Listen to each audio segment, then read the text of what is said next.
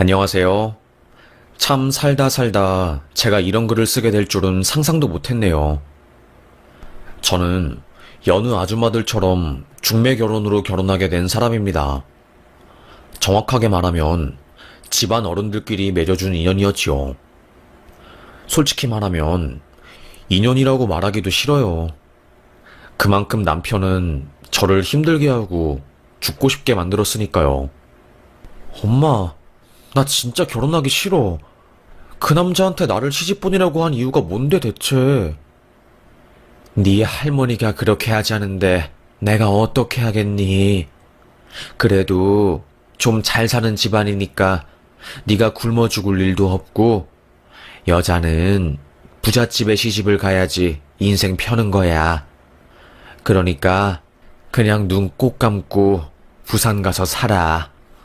강원도에서 쭉 살아왔던 저는 갑자기 부산에 가서 살라는 엄마의 말에 거부감이 들었어요. 그리고 그 남자는 저랑 10살이나 넘게 차이가 났고 건설 쪽에서 일해서 그런지 성격도 괴팍해 보였습니다. 게다가 그때는 제가 남자친구도 있었어요. 그런데 한순간에 엄마랑 아빠가 그 집 사람들이랑 이야기를 해서 저는 하루아침에 순식간에 결혼하게 되었고 팔려갔습니다. 지금 시대에는 상상도 할 수 없는 이야기였죠. 하지만 제가 살던 시대에는 그게 가능한 이야기였습니다. 그런 일들이 많았어요. 연애 결혼은 거의 없고 중매 결혼만 엄청 많았지요. 그것도 중매라고 하기에도 좀 그런 팔려나가서 살게 된 그런 결혼이었습니다.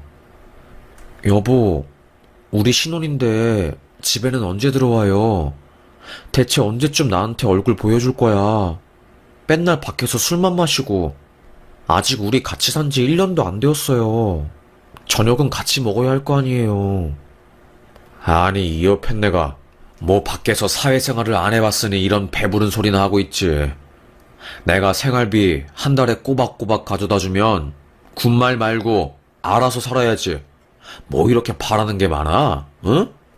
남편은 저를 철저하게 종 취급했습니다.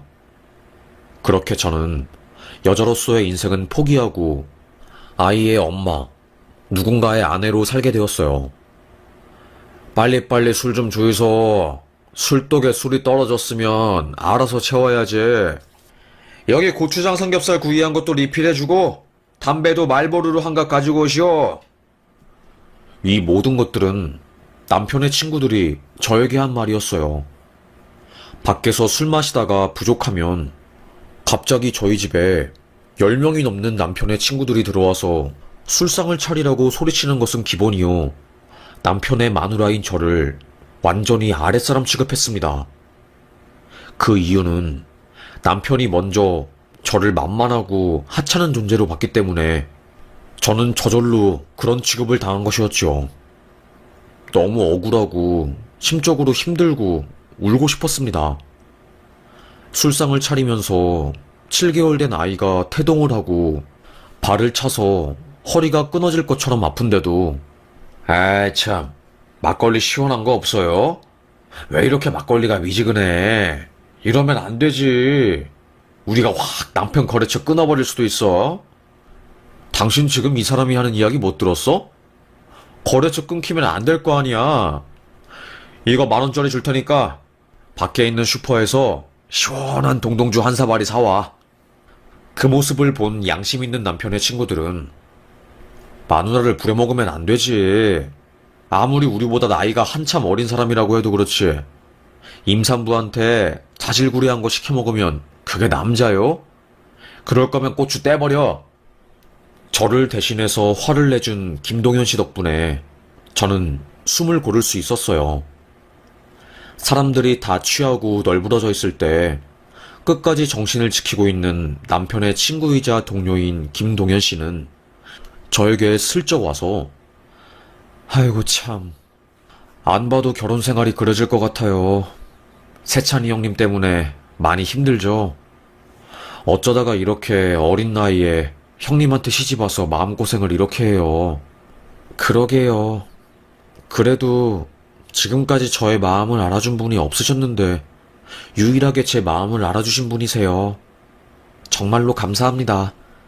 제 마음 알아주셔서 감사해요.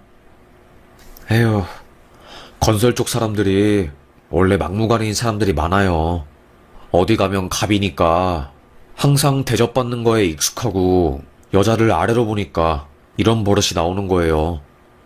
너무 마음에 담아두지 말고 아이 잘 키워요. 제가 세찬이 형님한테 아내한테 좀 잘하라고 따로 말해볼게요. 고마워요. 정말 고마워요. 나중에 저희 집에 또 놀러 오시면 제가 따로 챙겨드릴게요. 그렇게 그 이후로도 남편의 친구들은 종종 저희 집에 와서 술상을 벌이고 저희 집을 난장판으로 만들고 갔어요. 그때마다 끝까지 술상을 같이 치워주고 어지럽힌 집을 같이 정리해준 사람은 김동현 씨뿐이었지요. 제 남편은 가장 심하게 집안을 어지럽히고 만삭인 저의 배를 툭툭 치면서 빨리빨리 밥 차리라는 사람이었습니다. 그런 절망적인 나날들이 반복되고 있던 그때 갑자기 낮에 집에 온 남편이 문을 발칵 열고 당신 어딨어? 소리를 지르는 겁니다. 왜? 동그랗게 눈을 뜨고 남편을 본 순간 갑자기 제 뺨에 남편의 손이 날아왔어요. 짝짝 짝짝짝 제 뺨을 때리는 소리가 셀 수 없이 제 귓가를 울렸습니다. 미쳤어? 갑자기 왜 나를 때리고 난리인데? 왜 날 때리냐고? 너 솔직하게 말해. 네 뱃속에 있는 애 누구 애야? 내 애 맞아? 아니, 갑자기 그게 무슨 소리인데? 뭔 소리라는 거야? 남편은 정신이 나간 사람처럼 임신한 저를 패고 난리도 아니었습니다.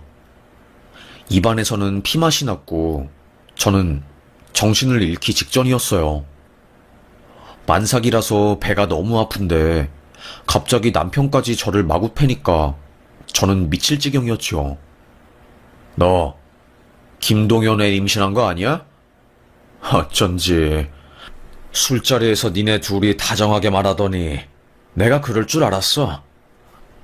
알고 보니 남편이 사람들과 밖에서 술자리를 가지다가 한 사람이 네 마누라랑 김동현이 심상치 않은 분위기던데?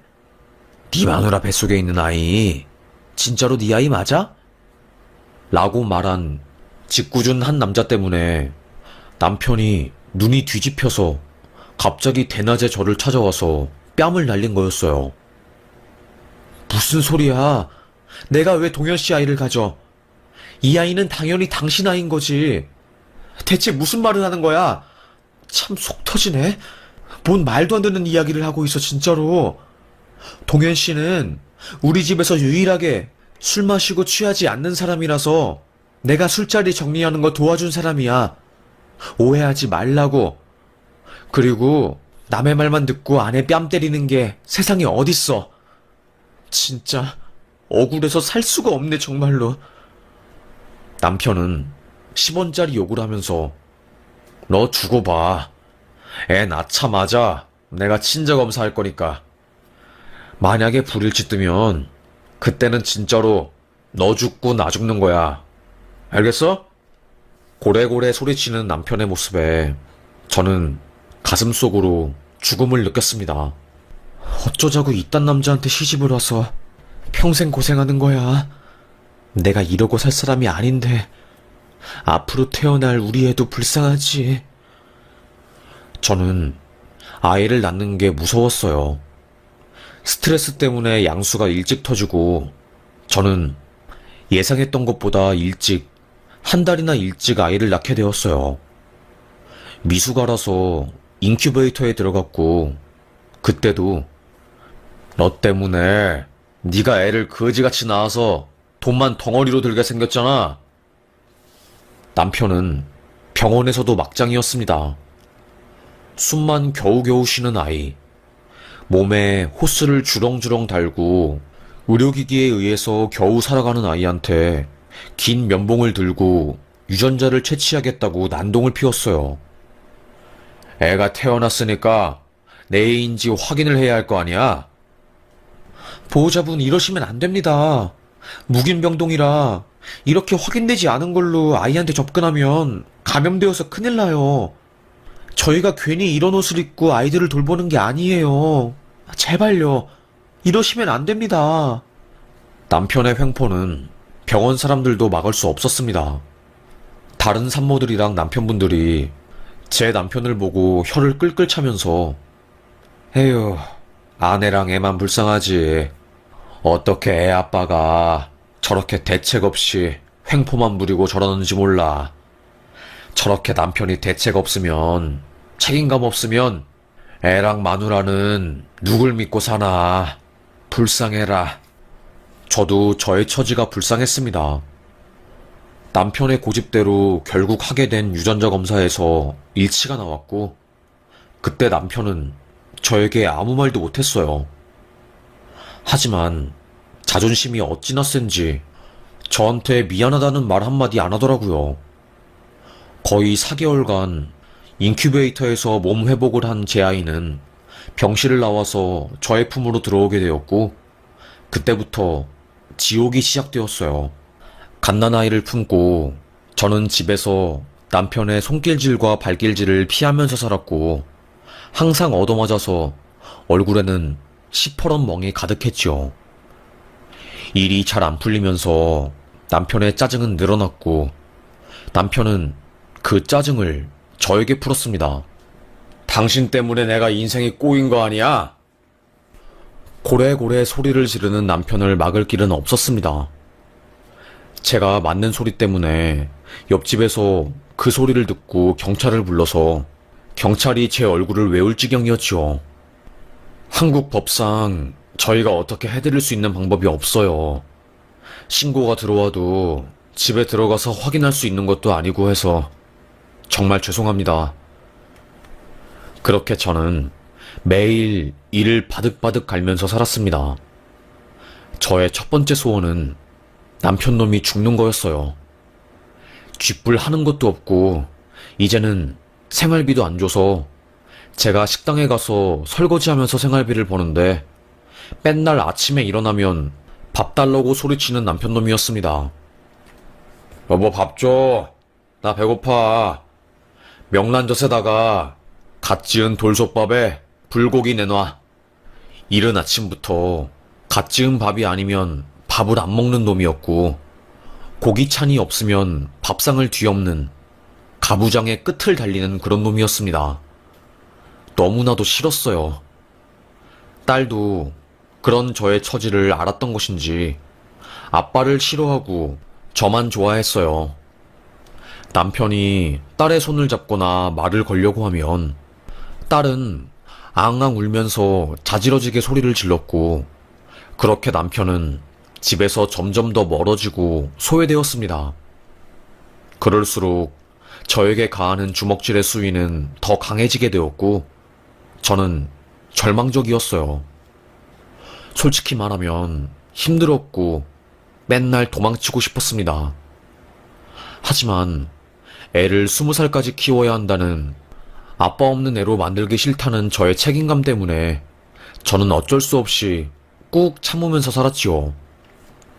그래도 저랑 비슷한 처지의 사람들이 많이 있는 것 같아서 그걸로 위안을 삼았어요. 제 나이 또래 사람들은 시집살이도 많이 하고 그 과정에서 우울증도 걸리고 그런 거를 들으면서 그래도 나는 시집살이는 없으니까 그걸로 위안을 삼아야지 하면서 혼자서 위로를 하고는 했답니다. 저는 동네에서 별명이 싸가지였어요. 에휴, 저 옆에 네는 왜 그렇게 건방지게 밤에도 선글라스를 끼고 다니고 비 오는 날에도 선글라스를 끼고 다녀? 지가 무슨 탑스타야? 김희선이야? 웃겨 진짜? 참. 그러게 말이야. 쥐뿔도 없고 집안에서 애만 키우는 여자가 무슨 저렇게 겉멋이 들어서 맨날 선글라스 끼고 다니는지 모르겠어. 아주 웃기다니까. 저 모습 보면 어이가 없어. 우리 남편도 저 여자 주제 파악 못하는 미친 여자인 것 같다고 아는 척 하지 말고 친한 척도 하지 말래. 제가 지나가는 앞에서 그런 험담을 하는 동네 아줌마들이었습니다. 일 안 하고 남편이 벌어오는 걸로 먹고 사는 그 동네 아줌마들은 하이에나처럼 어디 뒷담 깔 사람 없나 찾아보는 게 일이었고, 맨날 365일 선글라스를 끼고 다니는 저는 표적이 되기 딱 쉬웠죠. 제 속사정을 모르는 사람들은 저를 보고 허세 부린다고 재수 없다고 욕하기 바빴지만 사실은 그게 아니었습니다.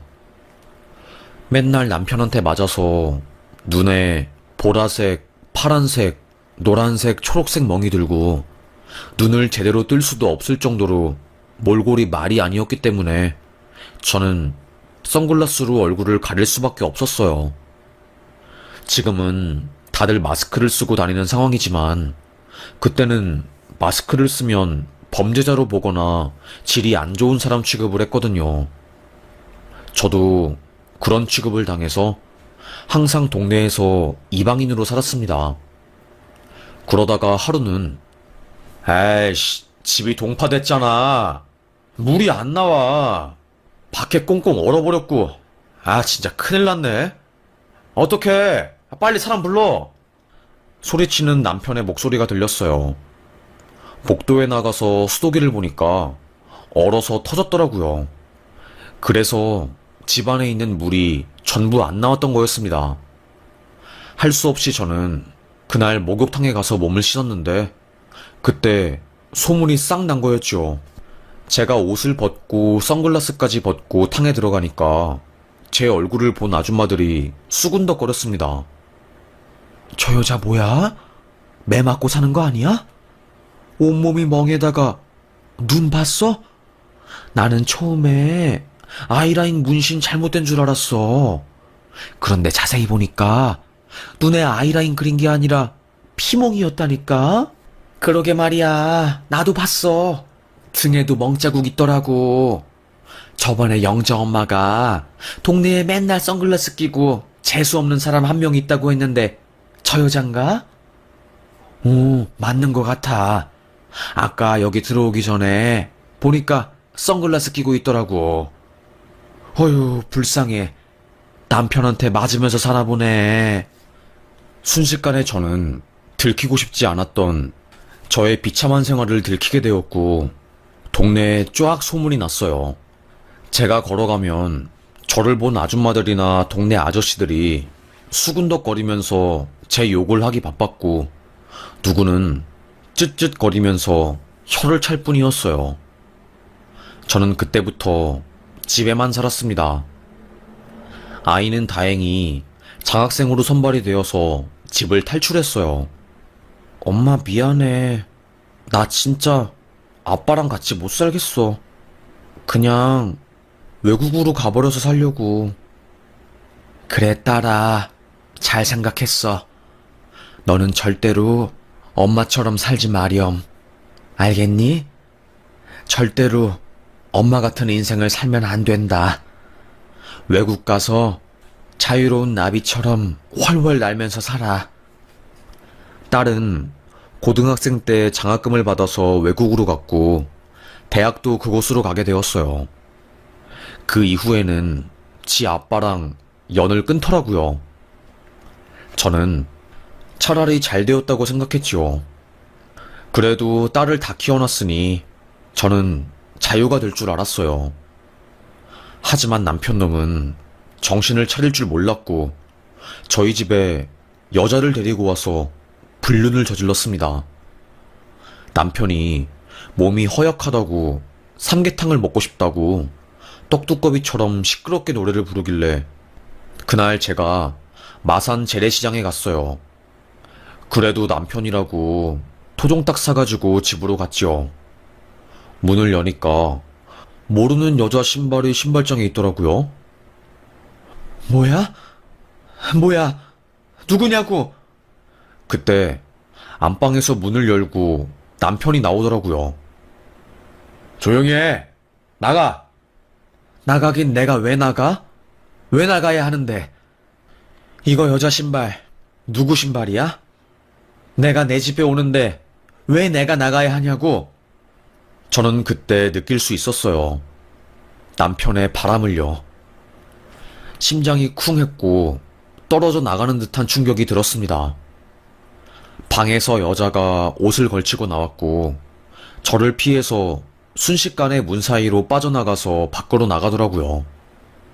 야, 거기 멈춰! 제가 소리를 지른 순간 남편은 제 머리채를 잡았습니다. 닥쳐. 조용히 해, 이 옆에 내야. 어디서 떽떽거리고 있어? 내가 당신 때문에 이 더운 날에 닭 잡아서 왔는데 끝까지 나를 이렇게 대하는구나. 그래, 수진이 유학 가고 나서 당신을 이제 좀 다시 믿어보고자 했던 내가 등신이지. 등신이야.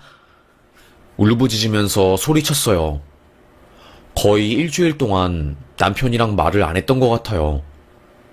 남편에 대한 분노가 치밀어 오르니까 저는 보거 독 같은 거를 사서 남편의 음식에 확 넣어버릴까 생각도 했었던 것 같아요. 뉴스 기사 보면 항상 몇십 년간 남편의 폭행을 참고 살았던 아내가 폭발해서 남편을 죽이든가 뭐 나쁜 짓을 하거나 그런 판례만 눈에 보이더라고요. 아무래도 저도 가슴속에서 불덩이를 가지고 사는 것처럼 분노가 치밀어 오르고 화가 나니까 더더욱 그랬던 것 같아요. 괜히 그런 일에 감정이입하게 되고 이혼하고 싶은데 용기는 없고 남편을 그냥 죽여버리고 싶고 심지어는 저를 이딴 놈한테 시집 보낸 엄마조차 미워서 10년이 넘게 친정에 안 가기도 했거든요. 엄마도 저를 아픈 손가락 취급해서 제가 친정에 가봤자 항상 오빠들만 좋아하고 저는 종 취급했습니다. 그런 집에서 제가 더 이상 살 이유가 없었고 그래서 저는 그 집을 떠나서 친정과 연을 끊었죠. 하지만 많이 참았다고 생각했어요. 내가 죽을 때까지 남편 놈 밥을 차려주면서 살 수도 없는 노릇이고 20년 꾹 참고 눈에 맨날 멍들면서 사는 그런 비참한 인생도 견뎠는데 더 이상은 이렇게 살 수가 없을 것 같아. 너무너무 고통스럽고 마음이 힘들어서 절대로 이렇게 못 살아. 굳게 다짐한 저는 차를 끌고 시댁에 갔습니다. 그나마 시모는 유일하게 저의 이야기를 들어주시는 분이었어요. 물론 아들이라고 팔이 안으로 굽을 때도 있었지만 시모도 여자로서 저의 고충을 충분히 이해를 해주시는 분이었으니까요. 어머 애미야, 이 시간에는 무슨 일로 여기까지 왔니? 어머님, 어머님. 제가 말을 하려고 한 순간 목에 눈물이 메이면서 말이 안 나오더라고요. 그때 어머님이 심상치 않은 분위기를 눈치챘습니다. 무슨 일이야? 무슨 일인데 이렇게 눈물 흘리면서 말을 못하는 거니? 응? 말해봐. 무슨 일인지 말을 해야지 알 거 아니니? 말해봐. 진정하고 말을 해봐. 저는 목으로 울음을 삼키면서 1시간 정도 감정을 추스렸어요. 그리고서는 저 아드님이랑 못 살겠습니다. 우리 아이 때문에 꾹 참고 살았어요. 어머님도 아시잖아요. 아드님 때문에 제가 고생한 거. 눈에 맨날 피멍 들어서 동네 아줌마들한테 손가락질 당하고 일도 못하고 항상 맞고 산 거. 억울해서 죽고 싶었는데 애 때문에 죽지도 못하고 이러지도 저러지도 못하는 상황에서 악착같이 산 거 아시잖아요. 제가 한을 쏟아내는 듯이 말을 다다다 하니까 어머님도 아무 말도 못 하시더라고요. 어머님도 아드님이 감당이 안 되어서 아무것도 모르는 20대 초반인 저한테 아드님을 맡긴 거 아니에요? 그리고서는 나 몰라라 했잖아요. 어머님도 아드님이 감당이 안 되어서 10여 년 동안 연락도 안 하고 저랑만 연락하신 거 아니에요? 저는 무슨 죄예요? 20살 초반인 저는 무슨 죄가 있다고 악마 같은 놈한테 시집을 가서 평생을 이렇게 시달리면서 살아야 하냐고요. 저의 솔직하고도 한이 서린 폭로에 어머님은 아무 말도 못하고 고개를 숙였습니다. 저요, 죽고 싶었던 적 한두 번 아니에요. 이딴 지긋지긋한 결혼 생활, 이제 끝내고 싶어요. 그동안은 괜히 이혼하는 게 두려웠는데, 이제는 식당에서 일을 하든 뭘 하든 제가 알아서 살 거니까 당신 아드님이랑 이혼할 겁니다. 바락바락 소리를 지른 저는 어머님에게 한을 푼 뒤 시댁을 나섰습니다. 그때 어머님이 펑펑 울면서 저에게 미안하다라고 하시더라고요. 하지만 저는 그 말이 더 화났어요. 이제 와서 나한테 미안하다고 하면 무슨 소용인지. 이미 나는 얼굴에 주름이 자글자글하고 할머니가 다 되었는데 더 서러웠습니다. 그날 저는 핸드폰을 꺼두고 찜질방에 가서 잠을 잤어요. 결혼생활 20년 만에 처음으로 말 안 하고 외박을 한 저 때문에 남편은 난리가 났고 시댁에 찾아가서 며느리 왔냐고 소리치면서 어머님에게 손찌검하고 깽판을 쳤다고 하더라고요. 뒤늦게 집에 들어간 저에게 소리를 지르면서 이제 당신 막 나가는구나 라며 역정을 내는 남편에게 저는 말했습니다. 이혼해 라고요. 남편은 그때 괴물처럼 소리를 지르면서 저에게 손찌검을 하려는 순간 저는 바로 경찰에 전화했어요. 경찰에 전화를 하자 남편은 아무 짓도 못하더라고요. 그렇게 저는 그날 이후로 남편과 떨어져서 살았습니다. 이혼 소장을 냈고 아는 언니네 집에 가서 몸을 숨기고 있었는데 어머님께서 연락이 와서 한 번만 만나자고 하시더라고요. 저는 더 이상 볼 일 없을 것 같은데 왜요? 며느리야, 꼭 하고 싶은 말이 있어서 그래. 간절하게 저에게 만남을 하자는 어머님의 말을 거역하지 못하고 저는 만나게 되었습니다. 시모는 덜덜 떨리는 손으로 미안해. 내가 미안하다. 나도 폭력적인 아들을 감당하기 힘들었어. 그래서 아무것도 모르는 어린 여자인 너에게 내 아들을 장가 보낸 거고, 그렇게 내 손에서 아들이 떠나자 나도 숨 쉴 수 있었지. 내 아들은 내 남편을 꼭 닮았거든. 술 마시면 폭력을 쓰고 소리 지르고 뜻대로 일이 안 풀리면 마누라를 패고 너무나도 닮은 아들을 볼 때마다 내 남편이 생각나서 도저히 살 수가 없었다. 그래서 너에게 그 짐을 던지고 모른 척했던 것 같다. 너무나 미안하다. 미안해서 할 말이 없다. 저는 시모가 원망스러웠습니다. 이제 와서 이런 말을 하면 어쩌자는 건지. 그때 시모가 저에게 서류를 한 장 쓱 내밀더라고요. 얼마 전에 병원에 갔더니 내가 대장암 말기라고 하더라. 길어봤자 1년이라고 하는데 바로 입원하지 않고 서류들 좀 정리하고 입원하겠다고 했어. 아들은 모르는 상태고 내 재산 아들 손에 들어가봤자 깽판 치면서 술 마시는 데 쓸 것 같아서 기부하거나 어떻게 해야지 고민했는데 생각을 곰곰이 해보니 며느리 너한테 주는 게 맞을 것 같다. 나 대신해서 우리 아들을 케어하느라 인생을 다 허비했으니 그거에 대한 나의 작은 성의다. 미안하다. 미안해. 못난 시모를 용서해달라는 말은 못하겠다만 그래도 이걸로 너의 마음이 좀 편안해지고 내 아들이랑 이혼하고 나서 편하게 살았으면 좋겠다. 된다면 어디 제주도로 떠나든가 손녀가 있는 곳으로 가서 살거나 그래도 좋을 것 같다. 저는 깜짝 놀랐습니다. 일단 어머님이 암에 걸린 것도 몰랐고 갑자기 재산을 저에게 넘겨준다는 것은 더더욱 놀랐어요. 부동산 서류뿐만이 아니라 어머님이 친정에서 물려받은 귀금속과 억대의 현찰들도 저에게 남기겠다고 이미 변호사랑 상의를 해서 이야기를 끝내셨더라고요. 상속세 같은 것도 다 변호사랑 세무사가 책임지고 할 수 있도록 부탁을 해놓았고요. 어머님, 저는 이런 것을 바란 게 아닌데.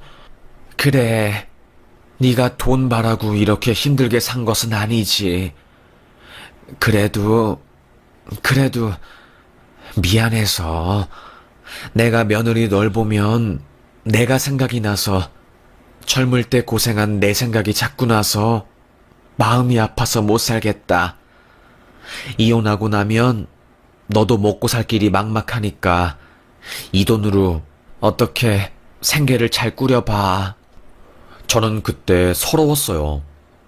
하지만 이혼으로 인해서 이미 독해진 저였기 때문에 착한 척을 하거나 돈을 거부할 생각은 없었습니다. 어머님, 저 그러면 이 돈으로 잘 살아볼게요. 지금까지 고생만 하면서 살았으니까 이제는 좀 행복해져 볼게요. 이혼해서 승소를 한 저는 남편의 재산 절반을 뚝 떼어서 가지고 나오게 되었고, 상간녀 소송에서도 승소한 저는 남편을 거쳐간 상간녀들에게 각각 2천만 원과 3천만 원씩 받았어요.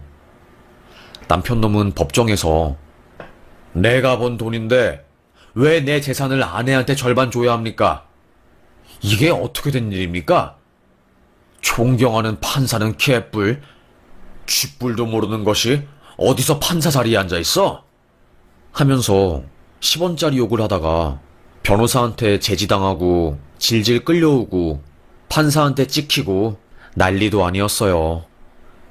저는 법정에 출석하지는 않았지만 저의 대리인을 통해서 그 사실을 듣고 실소를 터뜨렸네요.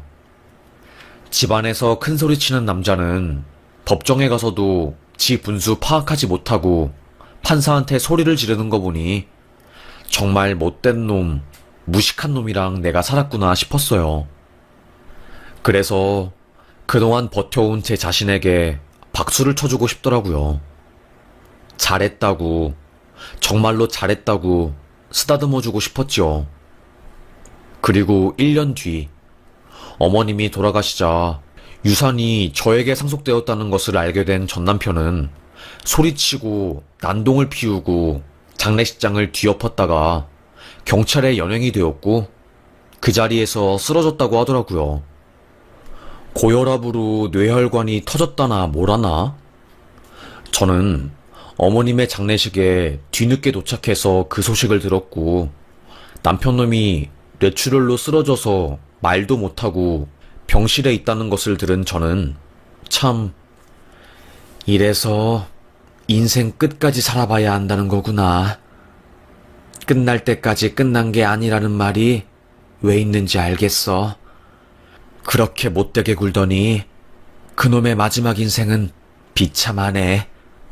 저는 혀를 끌끌 찼습니다.